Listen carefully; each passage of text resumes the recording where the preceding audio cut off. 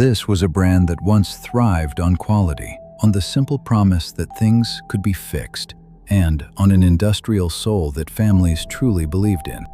But in the end, it was left behind, because the new rules of the game no longer rewarded the very things that made it great.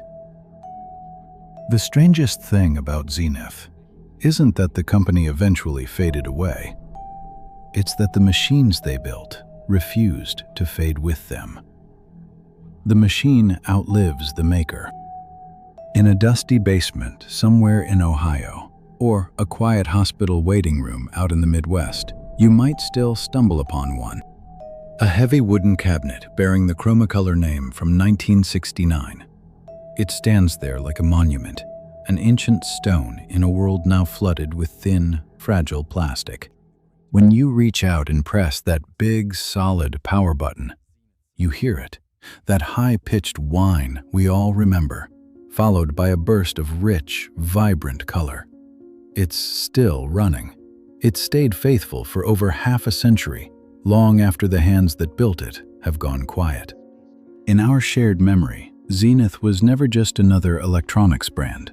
It lived on as something more, a challenge to time itself. People called them tanks. But here is the most painful paradox of all. The very things that helped Zenith thrive across the country, that extreme durability, the ability to repair every single module, and a promise of quality that never wavered, those were the exact things that couldn't save them once the rules of the game had changed.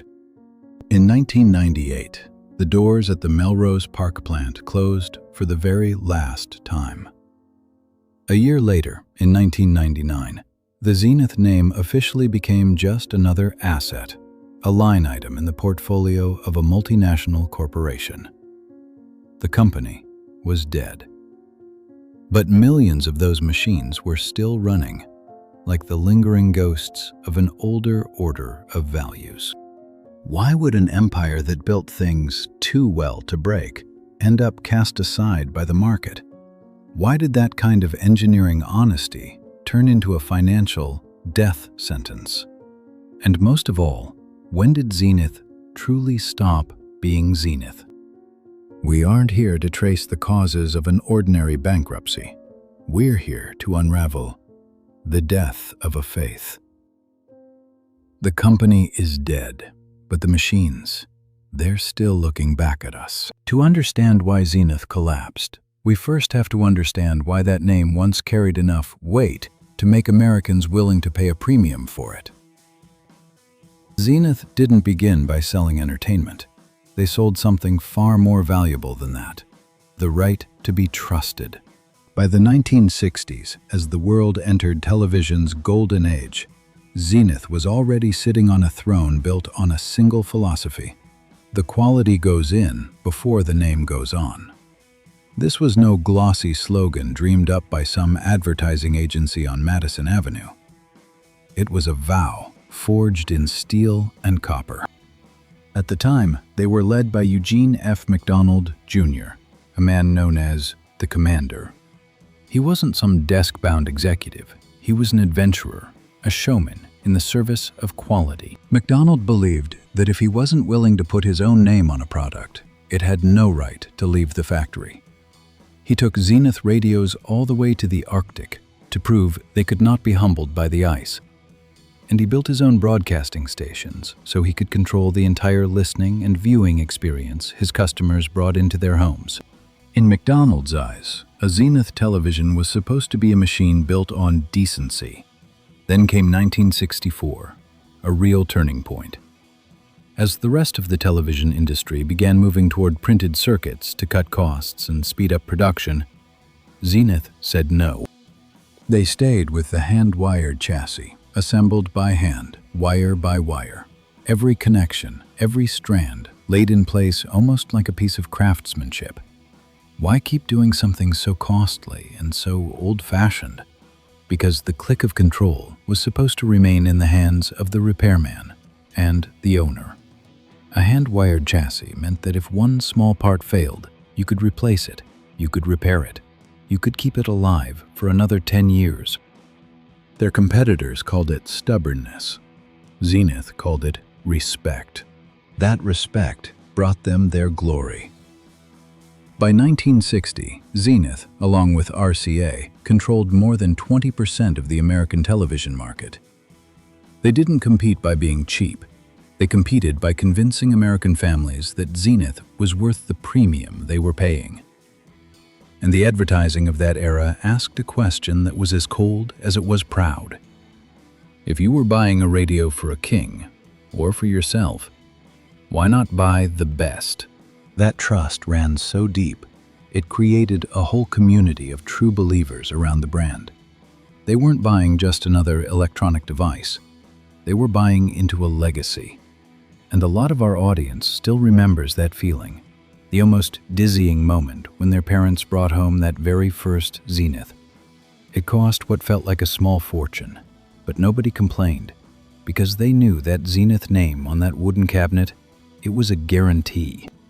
That was a time when industrial decency and profit still walked hand in hand. Zenith made things well, people believed in them, and the company thrived. They weren't chasing the rules of the market. For a time, they were the ones writing them. But every dynasty carries its own cracks, even at the very height of its power. And that iron belief that quality alone would save everything left them blind to a quieter change taking shape across the ocean. When faith hardens into pride, it becomes a trap of its own. What was it that turned a television set into the soul of an American home? To understand the pain of Zenith's collapse, you first have to understand the place it once held in the structure of American family life in the 1960s and 70s. In that world, a television wasn't electronics. It was fine furniture. It was a decision a family made with care and with responsibility. Picture those Sunday afternoons, the whole family turning the sofa toward the only screen in the house. An old Zenith didn't sit on some flimsy stand. It ruled the room from a real wooden console weighing hundreds of pounds. It was the biggest thing in the living room, the most important, and very often the most expensive. Zenith didn't just sell you dry technical specs. They sold you the rituals of daily life. The click of control echoed every time you turned that solid metal dial. It was a firm, mechanical sound, a piece of physical feedback that no touchscreen today can ever replace. People remember Zenith by the smell of those picture tubes warming up, and by the gentle heat coming off the back of the cabinet. It wasn't just a machine. It had a presence, almost a soul. And the children of that era grew up with a quiet certainty. Every ball game, every movie night of childhood passed through that screen. Zenith had become part of the American middle-class identity. Owning a Zenith was a sign that you'd done well for yourself, but in a lasting kind of way. It meant you weren't the kind of person who chased flashy things built to fail. You were the kind of person who knew how to choose something American-made and made right. But behind all that warmth of family life, there was real economic weight. A Zenith color television in those years was a big investment. Only families who were truly doing well, or families willing to save for years, could ever hope to bring home one of Zenith's top-of-the-line sets. And that premium price helped keep an entire ecosystem alive behind the scenes. People believed that if they were paying more, then this television had a duty to stay with them, and Zenith built it that way. The machine outlives the maker. We're talking about machines built to stay alive for 20, 30, even 40 years. A lifespan so long, it feels almost absurd by the logic of the modern economy. Inside the factory, that kind of durability was a source of local pride. In Chicago, in Melrose Park, thousands of engineers and workers went in every morning feeling that they were protecting the trust of families all across the country. They weren't just assembling parts, they were packaging peace of mind. The problem was this.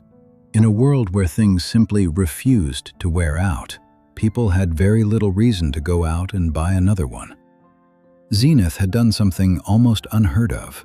They had made their customers so satisfied that they stopped coming back. A television that could stay with a family for 30 years was a gift to the people. But for a company that needed sales to keep rising year after year, it was a quiet, creeping kind of business risk. And when you look back now, you begin to see that around a Zenith, there wasn't just a family. There was an entire lost world. A world where the repairman could still knock on your door, carrying a case full of modules, and bring the machine back to life right there in your home. But could a world like that really collapse just because the rules of the game had changed?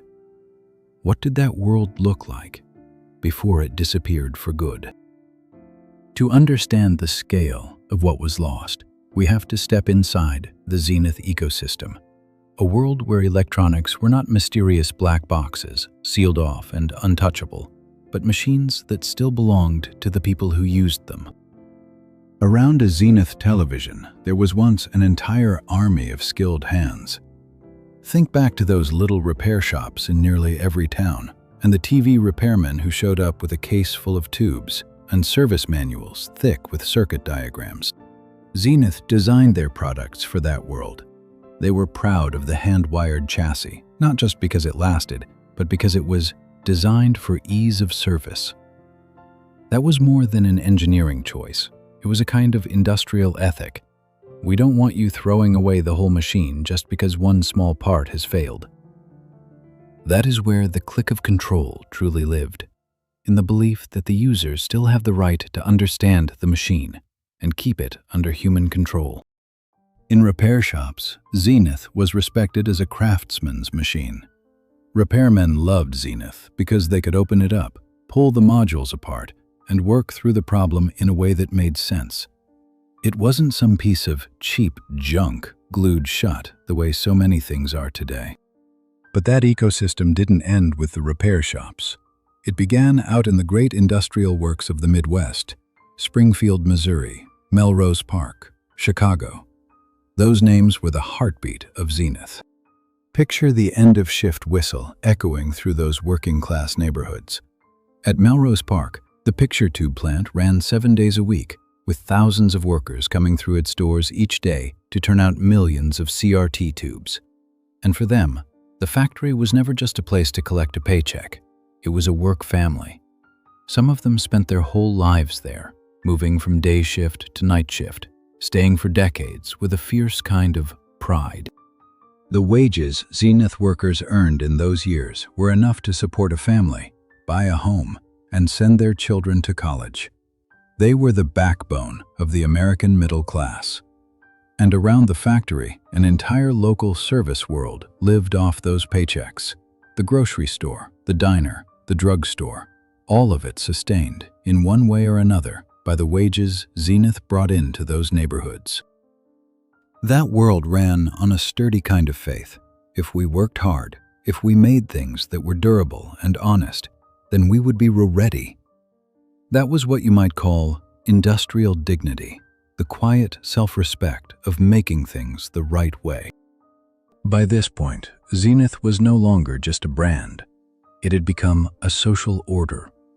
It was a world where things were built to last, where a person could count on a steady, honest job, and where entire communities found their pride in one simple thing: making something of real value. And yet, just when that ecosystem seemed most eternal, new rules from the outside were already beginning to press against the walls of Zenith.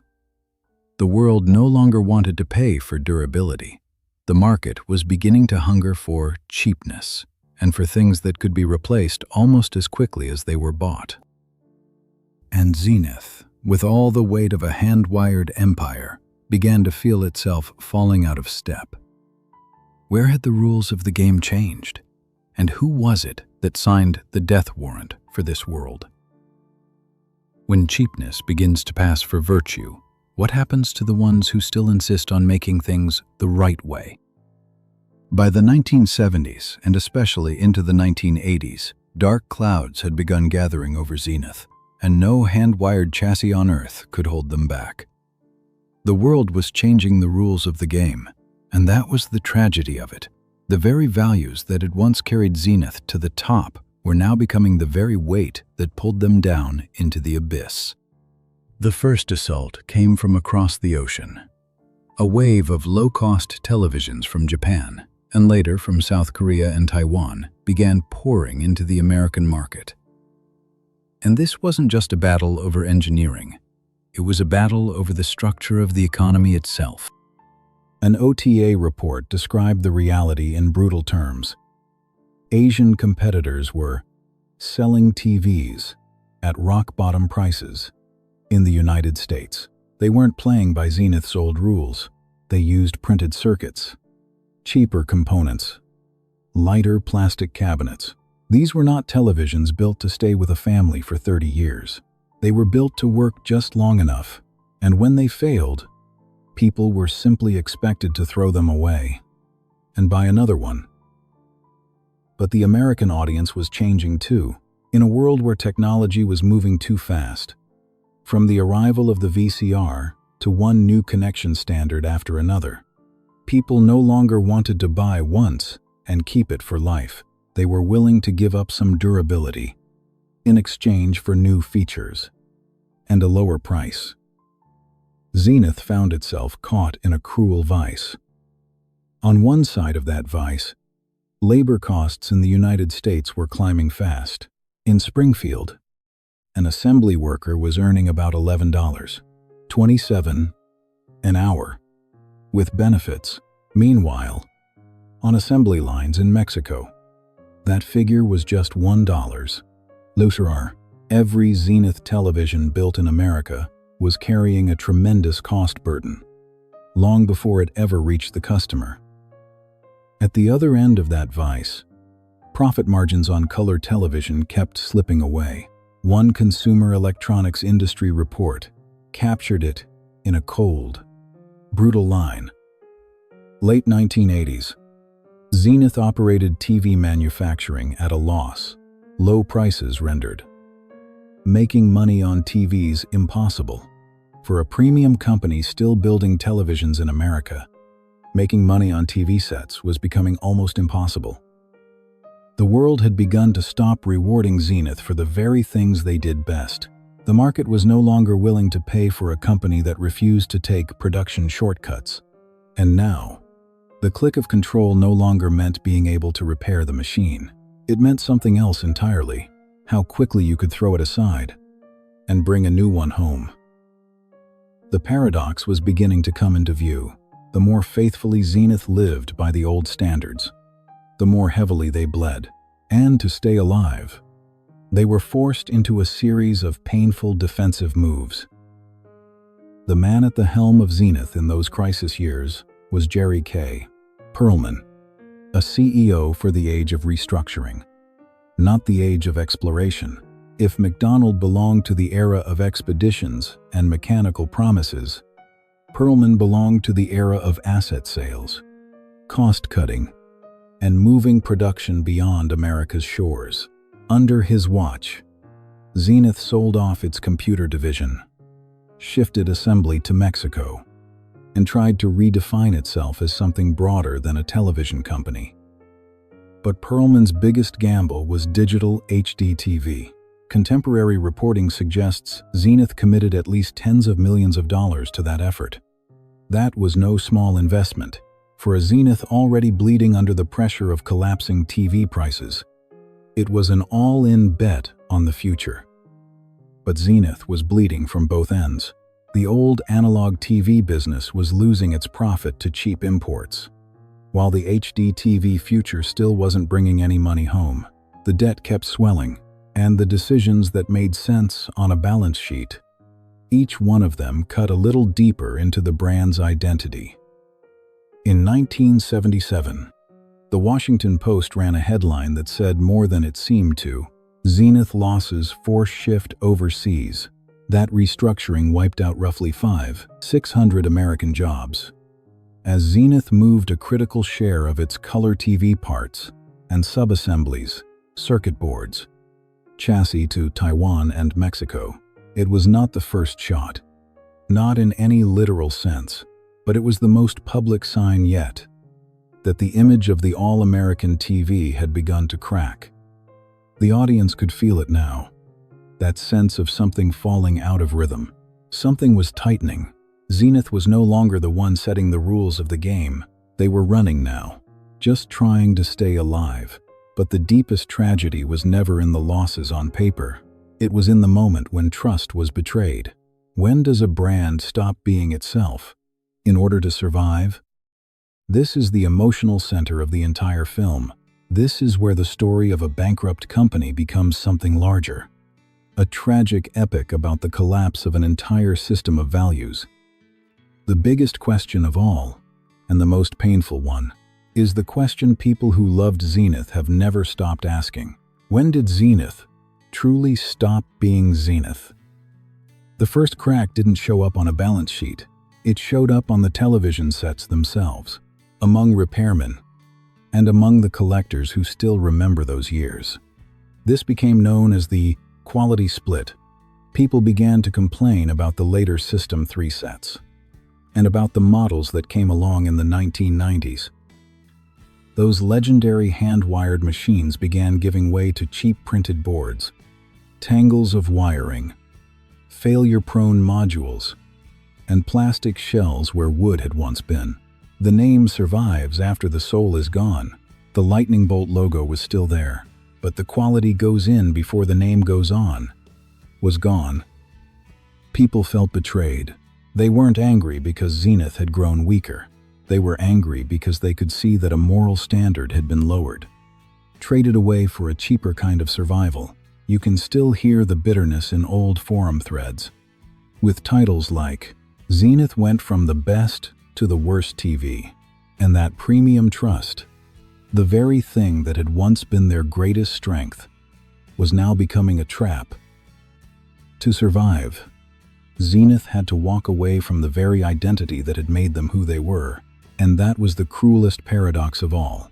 To stay alive, you had to stop being yourself. Look at the move to Mexico, for the workers in Springfield, and in Melrose Park. This wasn't just about losing their jobs. It felt like a betrayal. They had spent their whole lives building a made-in-the-USA kind of pride, only to hear the people at the top tell them that their devotion now cost too much for the logic of the market. The distance between the brand name and the brand's soul kept growing wider. The Zenith name still lit up the screen, but its soul, the Midwest engineers, the hands that could repair every single module, those hand-soldered joints had been left behind in the abandoned factories of Chicago. And the paradox of durability came back to haunt them. Those old Zenith machines were simply too good. They were still running in people's living rooms, reminding them of a golden age that had already slipped away, and quietly keeping them from buying the newer Zenith sets, the ones that no longer felt like the Zenith they remembered. By the mid-1990s, that sense of betrayal had reached the point of no return. In 1995, the South Korean giant Gold Star, the company we now know as LG, stepped in like a would-be rescuer. But the price was clear. For cash, and for HD TV technology, Zenith had to give up control of the company. This was the moment when the right to define what Zenith even was taken out of their hands. The American leadership had to stand before the shareholders and argue that selling themselves off was the logical thing to do, even as they knew, deep down, that it meant the end of an icon's independence. People watched that process unfold, like the making of a zombie brand, something that still had the shape, still carried the name, but the breath inside it now belonged to someone else. Can a brand still be truly alive if its soul has already died before the name disappears? The death of Zenith did not happen in a single day. It was a funeral stretched across 2 years, unfolding through 2 different layers of truth. So what was it that truly lay down at Melrose Park in 1998? Zenith did not die just once. It died twice, and each death carried its own cruel meaning for the people who had once believed in it. The first death came in 1998. That was the physical death, the industrial death. Melrose Park, the last fortress of American television manufacturing, closed its doors. And when the final lights went out and 2,000 workers walked out of that plant for the last time, what truly disappeared was not just a business operation. It was the ability to make a real Zenith in the way Americans had once trusted. Picture the repairmen looking into those screens and realizing that from this point on, no CRT picture tube born of the Midwest would ever be made again. That whole world of making things, a world where quality was a moral standard, had collapsed. The machine outlives the maker. And the machines still running out there had now, officially, become orphans. But the tragedy was not over yet. The second death came a year later, in 1999. That was the death of independence. Zenith filed for Chapter 11, and LG became its 100% owner. The company that had once stood so tall was now a wholly owned subsidiary, fully folded into the structure of a corporate parent. The Zenith name was still there. LG kept using it, on hotel televisions, on specialty displays, but by then it was just a brand asset, a name sitting quietly in a corporate portfolio. The right to define its own path, the right to defend that old quality-first promise, the right to live up to the legacy of the commander himself. All of it had been signed away on papers written in the language of debt. People came to call it a zombie brand, and to them, 1999 was only an administrative formality for a death that had already taken place in their minds. Zenith's collapse was never the result of one single mistake. It was the consequence of a long chain of tragic survival decisions. They tried HDTV. They tried moving production to Mexico. They tried turning to South Korea for capital. And on paper, every one of those moves made sense. But with each step, another layer of the brand's identity was stripped away. Another piece of what made Zenith, Zenith. In the end, Zenith survived in legal terms. But in every way that truly mattered, its soul was gone. What lingers is not just sadness, but a kind of tragic clarity. The audience begins to see something painful and plain, in a world where the rules are measured only by price and by how quickly something can be replaced. Zenith's decency and durability were never a weapon. They were a sentence. They knew how to build machines that would endure. But when it came to holding on to their own place in the world, they could not save themselves. And still, the aftertaste of Zenith remains. You can feel it every time you pick up one of those thin, fragile plastic devices we live with now. So what was it that was really lost here? Was it only a television company? The last echo of Zenith isn't found in the loss figures or in the bankruptcy papers filed in a Delaware courtroom. It lives in a question that still comes back to us every time we look at the piles of electronic waste in the modern world. What we're really mourning when we speak of Zenith isn't a brand at all. We're mourning a lost world.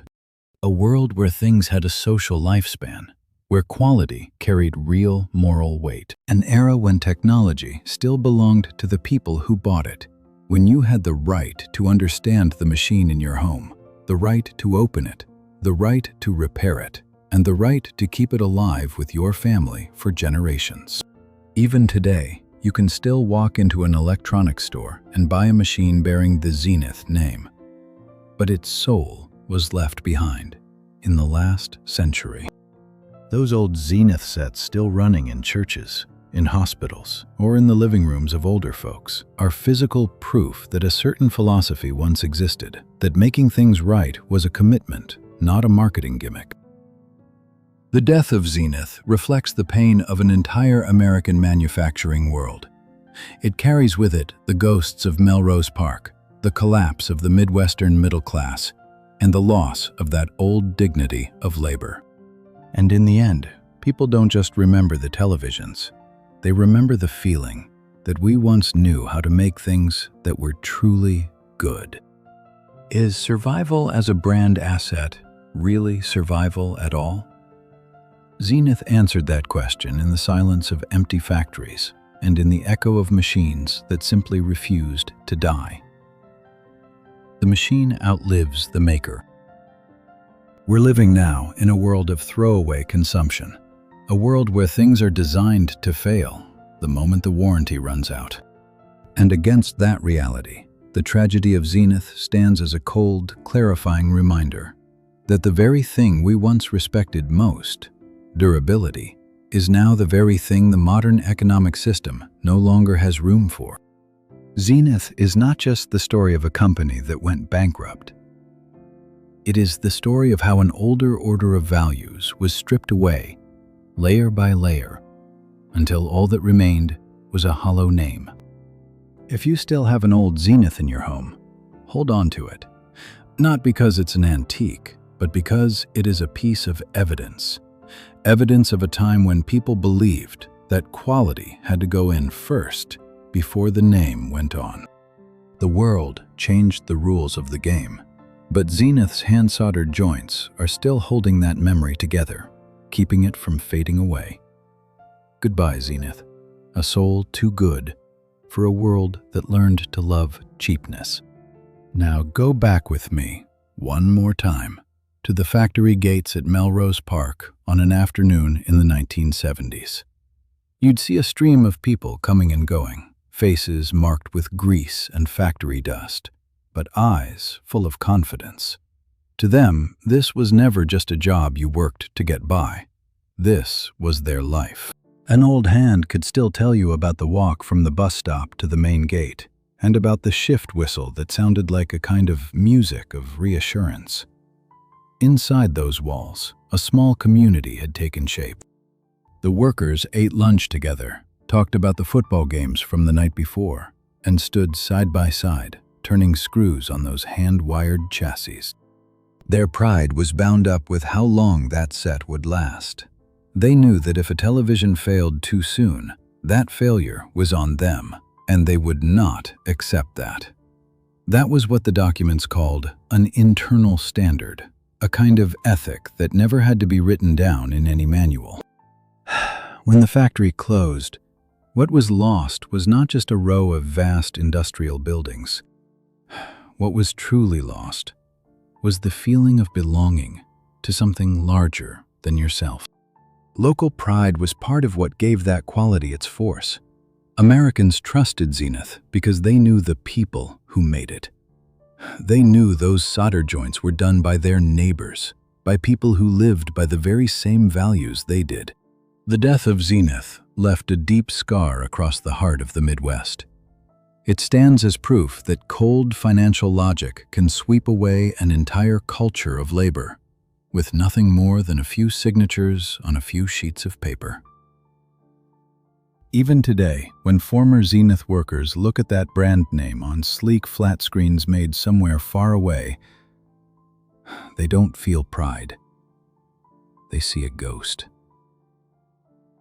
The name survives after the soul is gone. They see a promise that was broken by a set of rules that no longer had any room for decency. And yet, in the silence of those abandoned factories, we can still hear the whisper of another age. An age when things were made to live alongside people, not to replace them.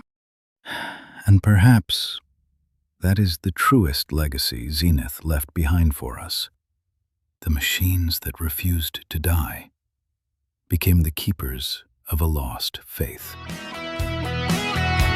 These factory ghosts still walk these streets, but we never accepted defeat.